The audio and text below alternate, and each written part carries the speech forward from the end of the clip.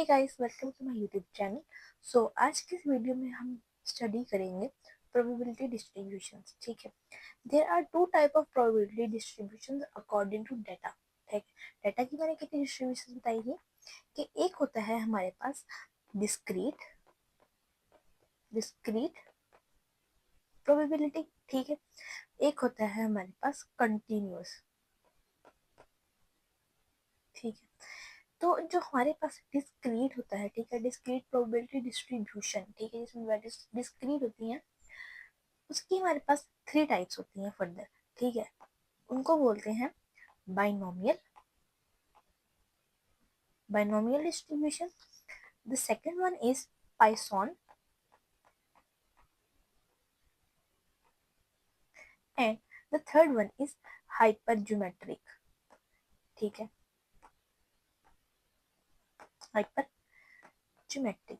So guys, ये जो हमारे पास तीन टाइप्स आई हैं डिस्क्रीट डिस्ट्रीब्यूशंस की, ठीक है, ये हम डिफरेंट केसेस में अप्लाई करते हैं। ठीक है, डिफरेंट टाइप्स के केसेस होते हैं और उनको एनालाइज करना कि कौन से केस में कौन सी डिस्ट्रीब्यूशन लग रही है, वो बहुत इंपॉर्टेंट है। ठीक है, और जो हमारे पास कंटिन्यूस है, कंटिन्यूस की हमारे पास there is normal distribution, normal distribution. ठीक है, और इसका होता है एक स्टैंडर्डाइजेशन, स्टैंडर्डाइजेशन। ठीक है, सो गाइस, सबसे पहले हम स्टडी करेंगे डिस्क्रीट डिस्ट्रीब्यूशंस को। ठीक है, discrete distributions and it's further types. Discrete सबसे पहले टाइप होती है हमारे पास बाइनोमियल। सो पहले स्टडी करते हैं बाइनोमियल डिस्ट्रीब्यूशन को। सो गाइस, बाइनोमियल डिस्ट्रीब्यूशन में हमारे पास फोर बेसिक रूल्स होते हैं। अगर हमारे पास कोई केस ये फोर बेसिक रूल्स फॉलो करता है, ठीक है, तो हम उसमें बाइनोमियल डिस्ट्रीब्यूशन अप्लाई करते हैं।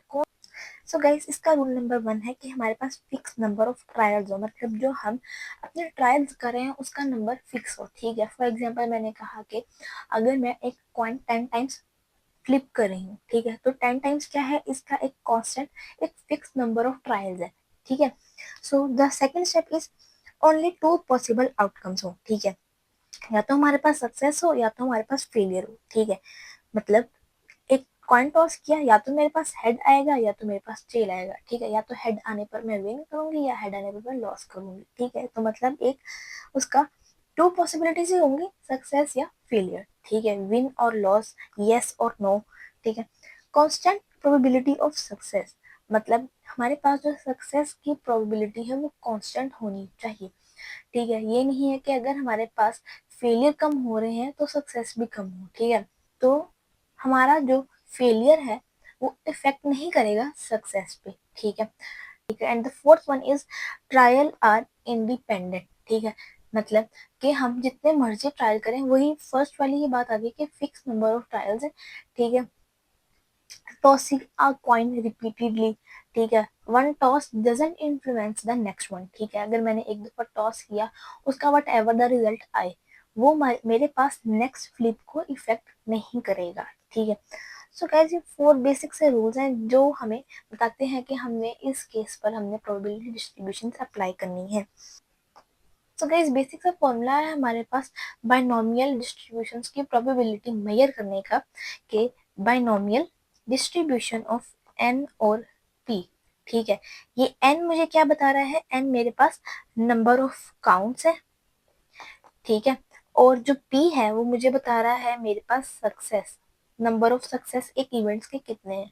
ठीक है, तो इसका फॉर्मूला बेसिक सा है, n of x into probability of counts into 1 minus p n minus x। ठीक है, x इज आवर वेरिएबल, जितनी भी हमने नंबर की जो है वो प्रोबेबिलिटी फाइंड आउट करनी है। ठीक है, p is the success rate. ठीक है, and 1 minus p is the failure rate.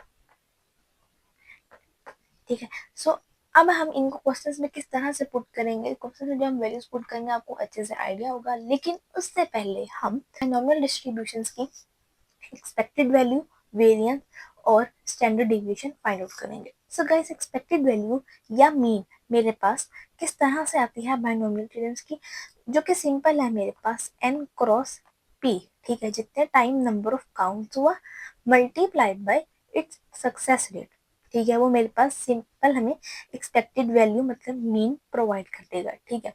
Variance किस तरह से आएगा, वेरिएंस मेरे पास इक्वल होगा n cross p into 1 minus p, ठीक है।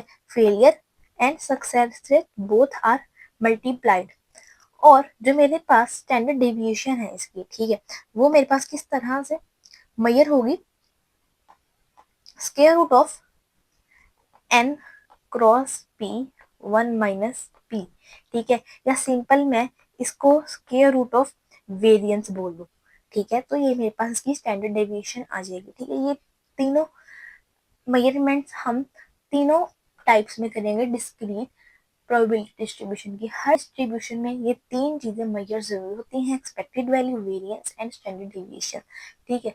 तो अब मूव करते हैं बाइनोमियल डिस्ट्रीब्यूशन के क्वेश्चन की तरफ, कुछ सॉल्व करके देखते हैं ताकि बहुत बेटर अंडरस्टैंडिंग हो जाए हमें किस तरह से रियल वर्ल्ड में हम चीजों को अप्लाई कर रहे होते हैं।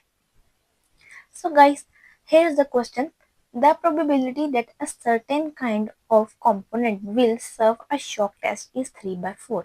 Find the probability that exactly 2 of the next 4 components tested survive. ठीक है, so इस फॉर्मूले के अकॉर्डिंग सबसे पहले हमें देखना है कि हमें क्या चीजें गिवन है और हमें क्या फाइंड आउट करनी है, ठीक है। मेरे पास जो है यहाँ पर फेलियर रेट गिवन है, that is n is equal to 4, ठीक है। ये मेरे पास फेलियर यहाँ गिवन थी एक इवेंट की, ठीक है, और प्रोबेबिलिटी कितनी गिवन है 3/4, ठीक है, जो कि मेरे पास सक्सेस बता रही है, ठीक है। तो सिंपल हमने क्या करना है, हमने फाइंड आउट करना है कि exactly 2 of the next, exactly 2 find out करने हैं। तो यहाँ मैं पुट करूंगी probability of x given 2 components is equal to nx, formula यहाँ पे पुट करेंगे, probability of x 1 minus p n minus x, ठीक है। सो हमारे पास सिंपल यहाँ पर वैल्यू आ जाएगी।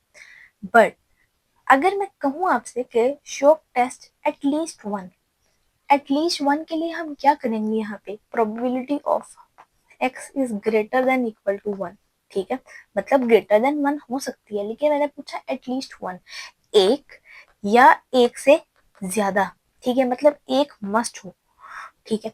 तो उसके लिए हम किस तरह से इसको करेंगे, प्रोबेबिलिटी, सो हम उसको किस तरह से करेंगे कि मैं टोटल में से probability of n is equal to 0 को माइनस कर दूं, ठीक है, मैं इसको एक्सक्लूड ही कर दूं।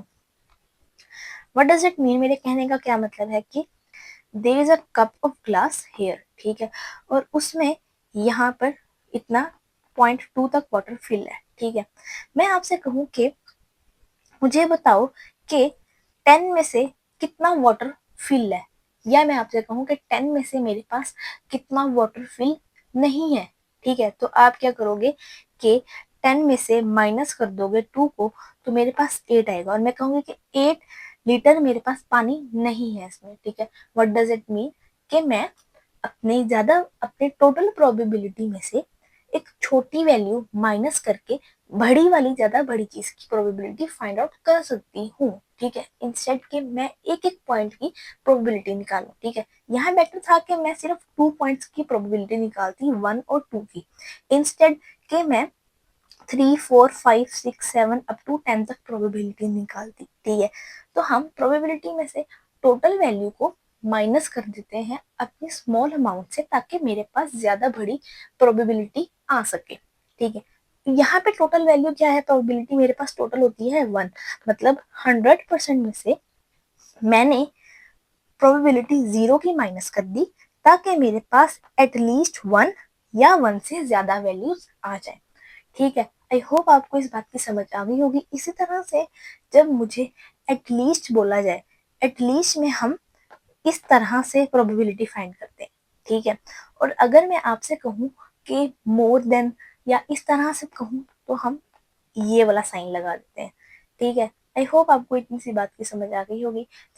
और गाइस एक और बात, कि अगर आप लोग चाहते हैं कि कोई इजी सा मेथड हो कैलकुलेट करने का, इंस्टेड कि आप पूरी पूरी वैल्यूज अप्लाई करें और उनको रफली निकालें। सो एक कैलकुलेटर ट्रिक है, ठीक है, जो आपको इजीली हर वैल्यू का बाइनोमियल डिस्ट्रीब्यूशन दे सकती है, ठीक है। वो आप मेरे इसी चैनल के शॉर्ट्स में जाकर चेक कर सकते हैं, for binomial, Python and hyper geometry. All distributions की कैलकुलेशन वहां पर गिवन है शॉर्ट्स में। अगर आपके पास बहुत कम टाइम है पेपर में बैठ के कैलकुलेट करने का कि आप एक एक वैल्यूज निकालो, तो आप कैलकुलेटर ट्रिक्स इजीली यूज कर सकते हैं। So guys, here is another example. इस एग्जांपल में गिवन है कि the probability that a patient recovers from a rare blood disease is 0.4। ठीक है, प्रोबेबिलिटी मेरे पास क्या आई है, 0.4। If 15 people are known to have contracted this disease, what is the probability that at least 10 survive? मतलब मेरे पास जो टोटल अमाउंट है n की वैल्यू आ गई 15, ठीक है। सो पार्ट ए में उन्होंने पूछा है कि एटलीस्ट 10 सर्वाइव, ठीक है। अब एटलीस्ट की बारी आई है यहाँ पर, तो मैं इस तरह से लिखूंगी probability of x greater than 10, ठीक है। एटलीस्ट 10 या 10 से ज्यादा, ठीक है। 10 तो हो ही हो या 10 से ज्यादा भी हो सकते हैं। सो हम इसको इस तरह से फाइंड करेंगे कि हम पहले probability of x is equal to 10 find करें, उसके अंदर ऐड करें probability of x is equal to 11 up to probability of x is equal to 15, ठीक है। अब आपके लिए probability of x is equal to 10, 11 और अप टू 15 फाइंड करना बहुत मुश्किल होगा, क्योंकि आपको सेपरेटली इंडिपेंडेंटली इनकी प्रोबेबिलिटीज निकालनी पड़ेगी। तो कैलकुलेटर ट्रिक आप यूज करके यहाँ पर इनकी प्रोबेबिलिटी डायरेक्ट निकाल के उसको यहाँ पे अप्लाई करके easily probability of at least 10 survive निकाल सकते हैं, ठीक है। और पार्ट बी में हमें क्या गिवन है, प्रोबेबिलिटी फ्रॉम 3 to 8 सर्वाइव, ठीक है। सो इसको हम किस तरह से लिखेंगे, probability of 3 greater than x great less than 8, ठीक है। मतलब 3 और 8 से दरमियान वाली वैल्यू, ठीक है। उसको हम भी इस तरह से फाइंड करेंगे कि probability of x is equal to 3 plus सॉन probability of x is equal to 8, ठीक है। और पार्ट सी में क्या पूछा है कि एग्जैक्टली 5 सर्वाइव। तो एग्जैक्टली जब यहाँ पे आएगा तो हमने simple probability of x and 5 find out कर लेनी है, ठीक है। सो गाइज, अगर आपको लग रहा हो कि मैं सिर्फ आपको फॉर्मूला बता रही हूँ, मेथड पूरी कैलकुलेट करके नहीं बता रही हूँ, तो इस चैनल में आपको सिर्फ मेथड मिलेगा और ये पता लगाने को मिलेगा कि आप रियल थिंग्स चल कैसे रही हैं, ठीक है। मैं यहाँ पर कैलकुलेशन और डिटेल में नहीं जा रही, क्योंकि कैलकुलेशन थिंग्स आपको पता है ऑलरेडी, ठीक है। आपको शॉर्ट्स में भी मिल जाएंगी, और कैलकुलेट करके इंडिविजुअल वैल्यू निकालना बहुत टाइम कंज्यूमिंग है, ठीक है। आपको पता होना चाहिए कि किस चीज में कौन सी वैल्यू लग रही है और कैसे अप्लाई हो रहा है। अगर आपको ये पता चल गया, it is the fundamental principle of doing a thing, ठीक है। अगर आपको ये चीजें पता है कि कहाँ पर कौन सी वैल्यू लगानी है, किस तरह से लगानी है, क्या फॉर्मूला लग रहा है, तो आप कैलकुलेशन इजीली कर सकते हैं, ठीक है। सो गाइस, एक और एग्जाम्पल की तरफ मूव करते हैं। A traffic control engineer reports that 75% of the vehicles passing through a checkpoint are from within the state. From within the state. What is the probability that fewer than 4 of the next 9 vehicles are from out of the state? ठीक है। तो सबसे पहले बात, आपने question को analyse करना है, पूछा क्या है और हमने बताना क्या है, ठीक है। सबसे पहले तो मुझे प्रोबेबिलिटी गिवन है इनसाइड द स्टेट वाली, ठीक है। इनसाइड द स्टेट वाली जो मेरे पास प्रोबेबिलिटी है वो है 75% और 0.75, ठीक है। तो अगर मेरे पास इनसाइड वाली ये है, तो आउटसाइड वाली कितनी होगी, आउटसाइड वाली आएगी 100 minus 75, that is equal to 25% और 0.25, ठीक है। ये मेरी आउटसाइड द स्टेट वाली आ गई, ठीक है। सो क्वेश्चन में क्या है, what is the probability that fewer than 4 of the next 4 vehicles are from out of the state. Out of the state मतलब हम ये वाली प्रोबेबिलिटी यूज करने वाले हैं, ठीक है। सो क्वेश्चन हमें गिवन है कि प्रोबेबिलिटी फेवर देन 4, ठीक है, probability of x is less then 4। सबसे पहले फाइंड करेंगे सिंपली, इसमें क्या करेंगे हम कि प्रोबेबिलिटी ऑफ 0 से लेकर प्रोबेबिलिटी ऑफ 3 तक फाइंड कर लेंगे, ठीक है। तो हमें यहाँ क्या है, probability of fewer than 4 of the next 9 vehicle, ठीक है। फेवर देन 4 में हम क्या करेंगे कि probability of x is less than equal to 3 भी कर सकते हैं, ठीक है, क्योंकि हमें इसमें फेवर देन बोला हुआ है, ठीक है। आप या तो ये वाला भी यूज कर सकते हैं और ये वाला भी यूज कर सकते हैं, ठीक है, बोथ आर इक्वल, ठीक है। उन दोनों में हमने यही करना है कि x की वैल्यू एक दफा 0 के साथ, x की वैल्यू इज इक्वल टू 1 के साथ, x की वैल्यू इक्वल टू 2 के साथ और x की वैल्यू इज इक्वल टू 3 के साथ, इनकी कंबाइंड प्रोबेबिलिटी को जब एड अप करेंगे हम तो हमारे पास ये रिजल्ट आ जाएगा, ठीक है। सो गाइज आई होप आपको आज के लेक्चर की समझ आई होगी। बहुत सिंपल सा इजी सा मेथड है कि हमने कब बायनोमियल डिस्ट्रीब्यूशन अप्लाई करनी है, तब करनी है जब हमारे पास 4 जो बायनोमियल के रूल है वो फुलफिल हो जाए, ठीक है। तो उन 4 रूल्स को नजर में रखते हुए देखना है कि हमने किस तरह से बायनोमियल को अप्लाई करना है। और आई होप आपको टोटल प्रोबेबिलिटी में से माइनस करने वाली चीज की भी समझ आ गई होगी। सो गाइस मिलते हैं नेक्स्ट वीडियो में, तब तक के लिए गुड बाय।